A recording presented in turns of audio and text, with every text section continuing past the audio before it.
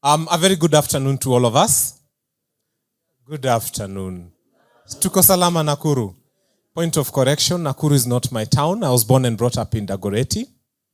And today, as we come to speak about the Computer Misuse and Cybercrimes Bill, mimi naanza na kuomba msamaha.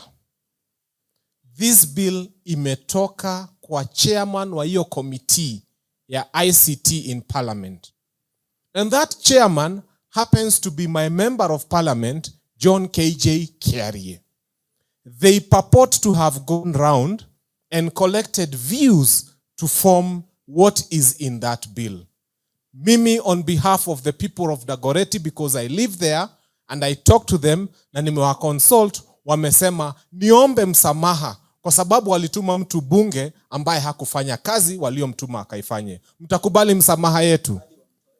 That bill is not a representation of what the people of Dagoretti South sent their member of parliament to speak about. He's the same person who told us ni Photoshop, sindio? Hamuna maandamano nyi mulifanya. And when they were abducted, he said, wamejificha kwa girlfriend, sindio? So as the people of Dagoretti South, we are profusely apologetic for having brought before you a member of parliament who would cause us to sit here and speak about a very draconian bill that we shouldn't be having a conversation about. Tunaomba msamaha, hatutarudia hiyo makosa. And it is for that reason that I have offered myself to vie in Dagoretti South, ili to replace bad leadership with good leadership, so that Kenyans will not waste their time discussing terrible bills. Kenyans don't have to discuss terrible bills if you put leaders in place who discuss the right things for Kenyans. I want to applaud the courts for having put on hold section 6 of that terrible thing. And section 6 had everything to do with giving power to government. You know, they have a switch. Wanaamka kama Tanzania nasema internet on, internet off. Internet on, internet off. That nonsense is what they were looking at. When I was studying law at the Catholic University, one of the things we were taught is that there are things called canons of interpretation. And one of them is called the mischief rule. Yani mischief from the word mischievous.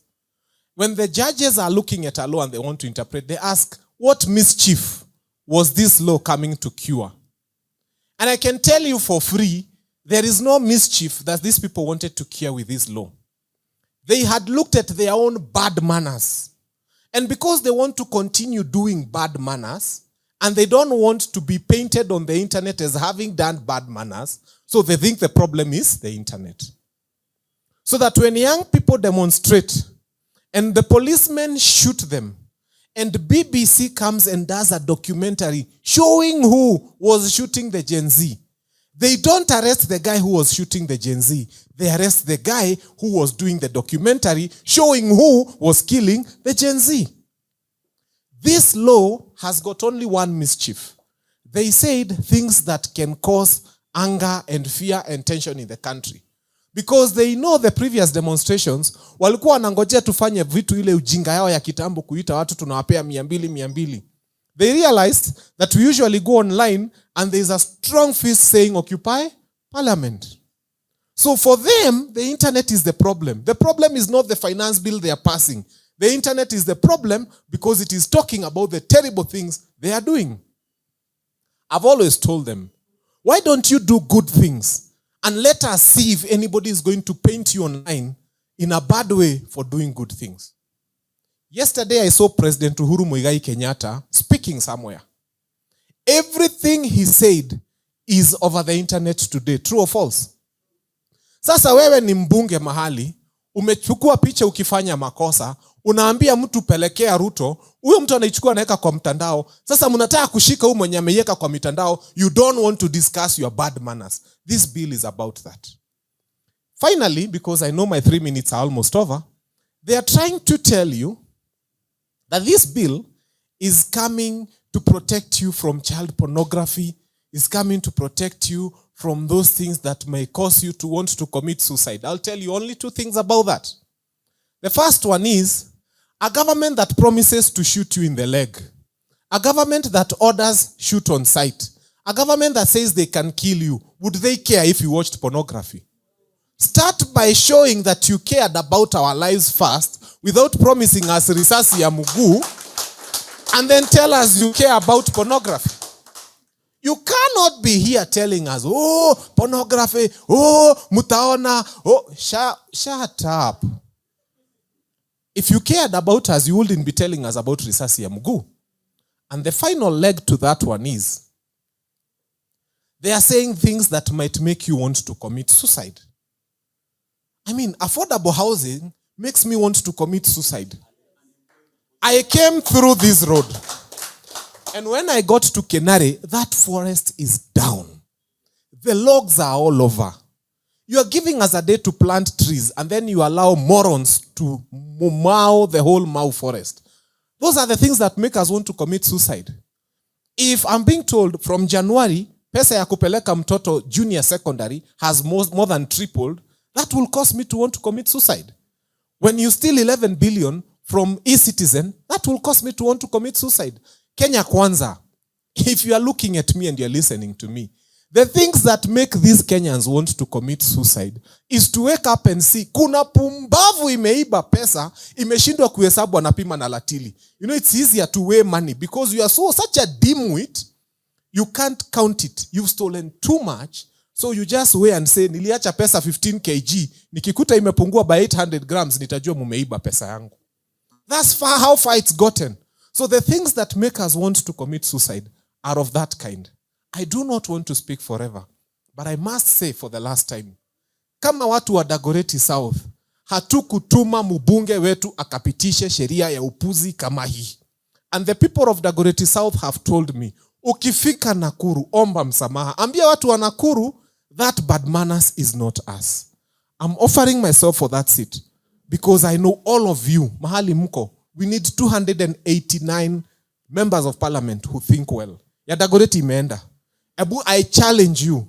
Nyinyi hapa, simamisheni MCA kwenyu. Museme hii kiti tunachukua. You will. Museme hii MP tunachukua. You will. 2027, we are not talking about nonsensical leaders anymore. We are talking of leaders we made that we can hold to account. God bless you. God bless Kenya.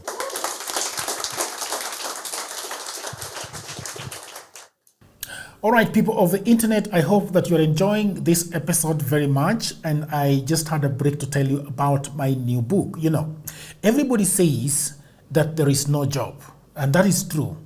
Also, that was me 10 years ago. The problem is that everybody is trying to get a job in their town, in their city, in their marketplace. They ask friends for jobs, mothers call uncles, uncles call brothers, but there are no jobs. Let me tell you what no one is telling you. Jobs migrated online. What I actually mean is there are many, many jobs around the world and there is no one to do them except you.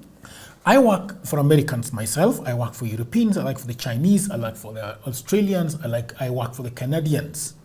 And so, because I have done so much for myself, I said to myself, you know what? I should compile what I've been doing for the last 15 years. So in 2024, I wrote a digital book called Goldmine 18 Hustles for Africans. And then in 2025, AI came. People say AI is taking away our jobs. And for me, I'm going to say false. There are actually AI jobs. Jobs are not being taken by AI, but there are new jobs online that are there because of AI. Now, mimi ni nani? I created more jobs. And for now, in my new book, we have 25 online and offline jobs that you can leverage on if you do not have a job.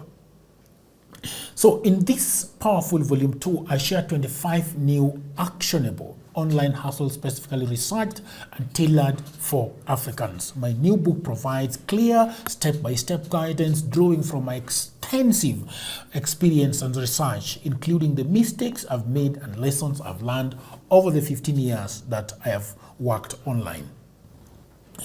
So, what can you do online? You can become an executive assistant for busy folks in Europe, America, Canada, and get paid for tasks like watching videos and taking online surveys. Okay, you can build a lot of things. Build a business as a virtual assistant, start an e-commerce shop without capital, be an affiliate marketer, or you can also become actually an English tutor and tens of AI jobs. If you have a job, that is fine. But I also know that you can buy this book for that brother, for that sister, for that mother, for that cousin, for that husband who is watching Netflix all day at home. Buy it for your friend who is always asking for cash. You know that friend. Now, all the information is on the description below. You can also inbox me, you can WhatsApp me, or go to my website, which is odworjigero.co.ke.